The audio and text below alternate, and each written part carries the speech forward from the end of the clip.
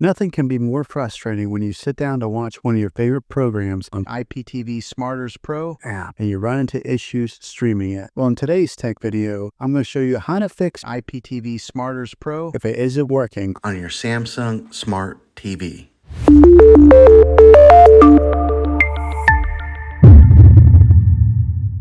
Let's see if we can fix your problems and get your IPTV Smarters Pro back up and running as quickly as possible. The first one, it's the easiest one to try, and that's to unplug your TV from the wall outlet and wait 60 seconds. Now, don't be impatient here. Wait the whole 60 seconds, then plug it back in. This is very different from turning your TV on and off with your remote control. This is what we call a hard reset of your TV, so make sure you do this method. If that doesn't work, then find your router that is giving you Wi-Fi and unplug the power to that for 60 seconds. Then plug it back in. If it fixes it, great. If not, let's go ahead and move on to the next method. Try deleting IPTV Smarters Pro on your TV. Go to wherever the apps are located on your system and remove the app altogether. Then reinstall IPTV Smarters Pro again. After you reinstall it, you might have to log back in with all of your credentials, but hopefully this will work. And if that doesn't work, then I recommend buying an affordable Roku stick, Fire Stick, or Apple TV 4K and plug that into your TV and use that as your main streaming player, and you'll be able to access IPTV Smarters Pro that way. I'll put links in the description down below of where you can get one. There you have it, folks.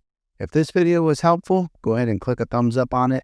Go ahead and subscribe to my channel. I make tech videos all the time, and I would love to have you back in the next one.